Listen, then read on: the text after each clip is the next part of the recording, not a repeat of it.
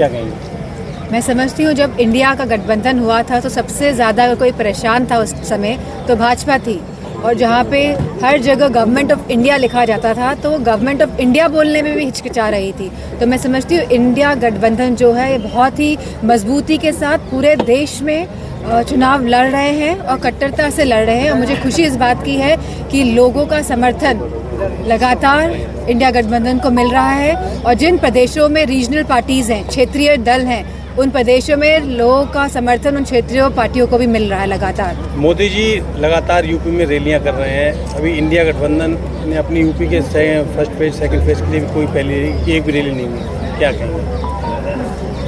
हिंदुज़्म में बहुत बड़ी कहावत है कि प्राण जाए मगर वचन ना जाए, और जहां भाजपा की सरकार आई थी और उन्होंने कहा था कि सबसे पहले 14 लाख रुपए लोगों के अकाउंट में पहुंचेंगे, बात यहां से शुरू करते हैं। उसके बाद कहा था कि 2 करोड़ लोगों की नौकरियां लगेंगी युवाओं की हर प्रति वर्ष। उसके बाद कहा था कि गैस सिलेंडर जो है बहुत सस्ते और मुफ्त मिलेंगे। उसके बाद कहा था कि पेट्रोल डीजल के दाम कम कर दिए जाएंगे।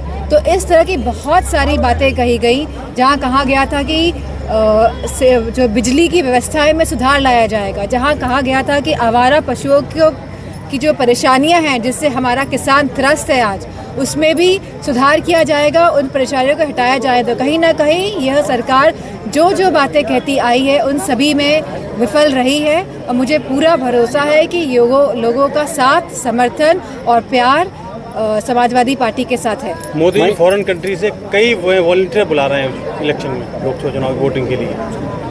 ये उनका वॉलंटियर फॉर विदेश से वॉलंटियर बुला रहे हैं, इंडियन प्रवासी भारतीयों को बुलाया जा रहा है इंडिया में, ताकि बीजेपी का प्रचार हो सके। ये डर नहीं तो ये तो अच्छी बात है कि वो बुला रहे हैं, आना भी चाहिए।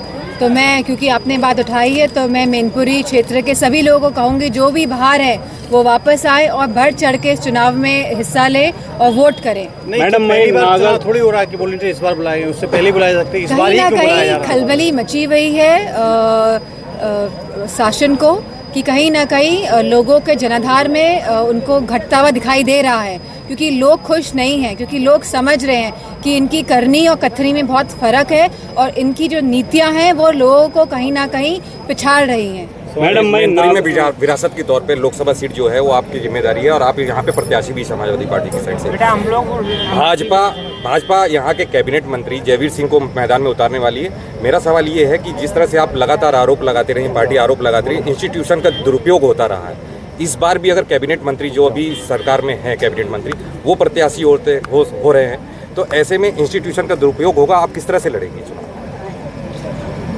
पार्टी पूरी मजबूती के साथ लड़ेगी, क्योंकि इंस्टीट्यूशन का दुरुपयोग कन्नौज में भी किया गया था, मैनपुरी में पिछले चुनाव में किया गया था, और हमारे जितने भी समर्थक हैं, पार्टी के जितने भी नेता हैं और जितने भी हमारे लोग हैं, उन्होंने मजबूती के साथ और बहुत चालाकी से इस शासन के जो प्रभाव है और जो शासन का जो ये सख्त रुख है उसका सामना किया था। और आप देखेंगे कि इस बार का भी जो रिजल्ट रहेगा वो पिछली बार से भी अच्छा रहेगा। अगर जयवीर सिंह प्रत्याशी होते तो मैं समझती हूँ इससे अच्छी कोई बात ही नहीं हो सकती है। सांसद जी, मैनपुरी जो वोटर्स है वो नंबर 1 पे यादव वोटर्स आता है। बीजेपी मोहन यादव को यहाँ चुनाव प्रचार में भेज रही है लोकसभा चुनाव को लेकर, कैसे देखती हैं? मैनपुरी जो पूरा क्षेत्र है ये समाजवादी विचारधारा की भूमि रही है, और मैं समझती हूँ जो विचारधारा यहाँ से निकली वो पूरे प्रदेश में गई, जिसकी वजह से लोगों में समानता आई, संपन्नता आई, और लोगों ने भाजपा पे विश्वास करके उन्हें सरकार में चुना।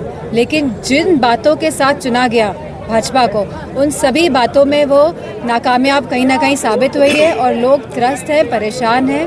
और मैं समझती हूँ कि पूरा साथ समर्थन समाजवादियों को यहाँ की जनता का मिलेगा। चलिए, ठीक, थैंक यू।